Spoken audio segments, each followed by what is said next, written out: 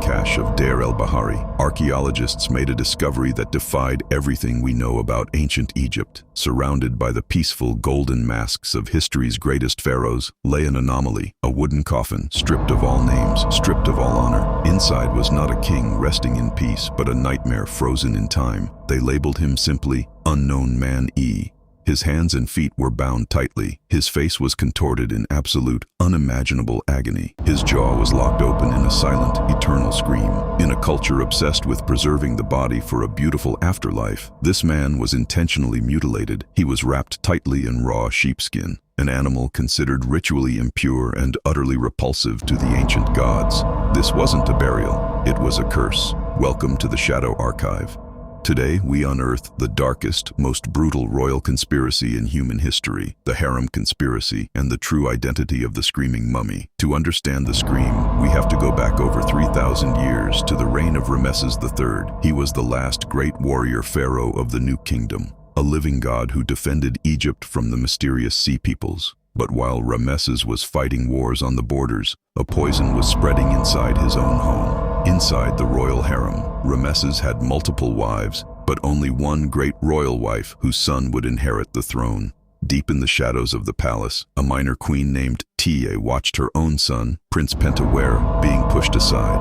Tiye didn't just want power, she wanted the world, and she was willing to burn Egypt to the ground to get it. Ancient documents, known today as the Judicial Papyrus of Turin, reveal a plot so massive it involved royal guards, palace officials, army commanders, and even black magic. The conspirators smuggled wax figures and cursed potions into the palace to weaken the guards and the king. Queen Tiye whispered treason into the ears of the highest generals. The plan was simple: assassinate the living god, Ramesses III, and place Prince Pentawere on the throne in the chaos. For millennia, history books claimed the assassination failed. Official records stated that Ramesses died of natural causes shortly after the plot was discovered. But the Shadow Archive deals in truth, no matter how brutal. In 2012, forensic scientists ran the mummified body of Ramesses III through a CT scanner. What they found shocked the world. Hidden beneath thick layers of ancient bandages around the pharaoh's neck was a massive, fatal slash wound. It was so deep, it severed his trachea, his esophagus, and his major blood vessels. The cut went straight down to the bone. In his final moments, the living god didn't die peacefully in his sleep. He was ambushed in his private chambers. Multiple attackers pinned him down. As one sliced his throat, another chopped off his toe with a heavy axe. The assassination was a brutal, bloody success. But Queen Tiye's master plan failed. Before Prince Pentawere could seize the crown, the legitimate heir, Ramesses IV, took control of the palace and the military. The borders were locked, the conspirators were trapped. The vengeance of the new pharaoh was swift and absolute. Dozens of conspirators were dragged before a special tribunal. The trial records describe the punishments with chilling bureaucratic calm. The military commanders and palace officials who betrayed their king had their noses and ears violently sliced off before being executed. But Prince Pentawere was royal blood. He could not be publicly executed like a common traitor. The ancient papyrus simply states, he was left where he was. He took his own life. Forced to drink deadly poison or hang himself in the darkness of his cell, Pentawere died in disgrace. But death was not the end of his punishment.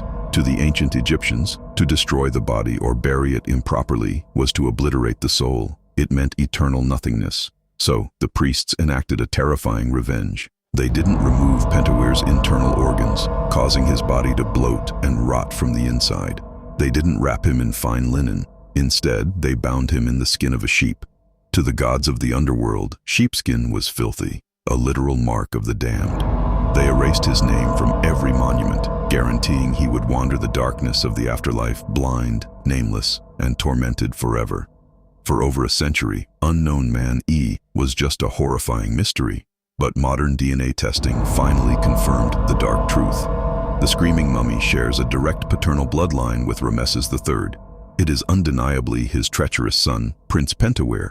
His face is not just a biological reaction to bad mummification. It is a monument to treason, a permanent physical manifestation of a son who murdered his father, lost his kingdom, and was cursed by the gods. He has been screaming in the dark for 3,000 years, and he will never, ever stop.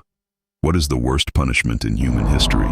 The physical pain of an execution, or the eternal psychological torture of the screaming mummy? Let me know your thoughts down in the comments. And if you have the stomach for more hidden brutal truths of our past, subscribe to the Shadow Archive. We are just getting started.